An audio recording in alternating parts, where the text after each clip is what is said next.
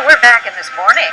We are giving you the backstage buzz on one of the biggest shows to hit Columbus. Gary O'Brien, you know him better as the Arena Guy, is here this morning to talk about what went on behind the scenes at the Paul McCartney concert. Welcome back. It was amazing. Good morning. Good morning. Music history came to Columbus.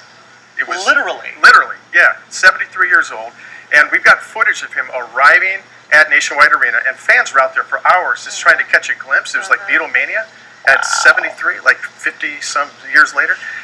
And so they went nuts, and he's waving at the fans.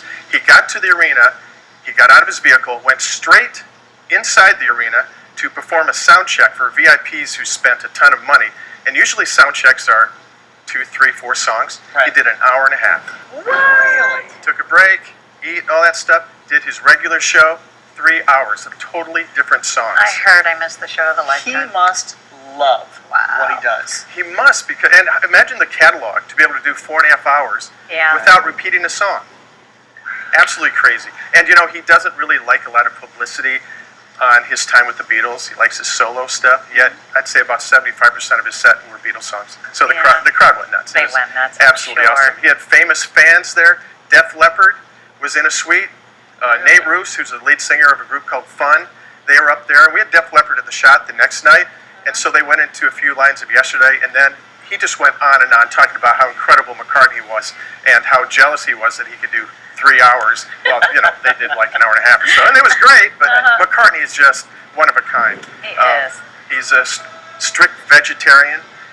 He and his first wife, Linda, actually had a a TV dinner type line of vegetarian food. Yeah, I recall that. Yeah, and so it's no meat backstage, and that includes the crew and our staff. No smell of meat being backstage. So what we ate that night was carrot soup and a rice stuffed red pepper. So that was our dinner that night. So Let's talk about, because we heard about the sign that they renamed Nationwide Boulevard Paul McCartney Way.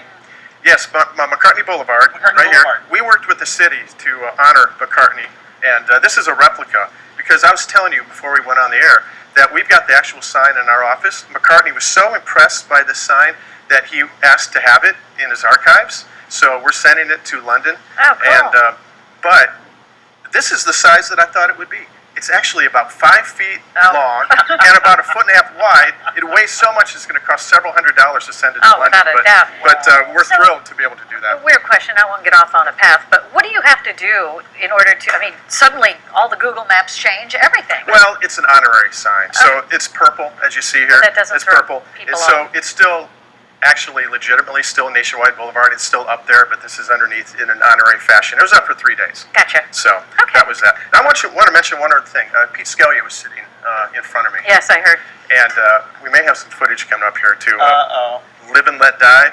The only song there it is right there.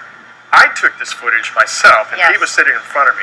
And when this pyro went off for the first time, there was no pyro in any other song. I think we jumped, both of us, so high that we hit our heads on the roof of the Nationwide Arena. Oh, that's funny. It was just during Live and Let Die. You know, it's a very dramatic song. Yeah. The pyro for this song alone cost between $15,000 and $18,000 For one song. for one song.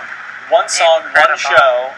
And it shocked the heck out of everyone. It just all of a sudden came out of nowhere. Do you think this is it? Never come back through again?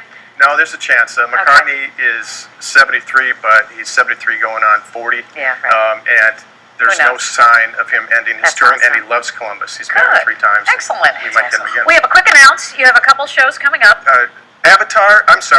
Cirque du Soleil, their latest production is inspired by Avatar, James Cameron, big movie. It's 4 days in May 11th through the 15th, on sale November 6th. And Demi Lovato and Nick Jonas at the Shot also on July 27th. Wow. Tickets go on sale the 7th. You go to the Schottenstein Center website to get all the details, but 2 new exciting shows that we're announcing today. How Very about nice. that? And if you want all the backstage buzz, you know you can always follow Gary the Arena Guy on Twitter or follow his blog. All the information is always right there, and you can find it on the screen as well. Okay, we do have a giveaway, though, so Gary. you're going to want to stick around. Thank All you right. for that.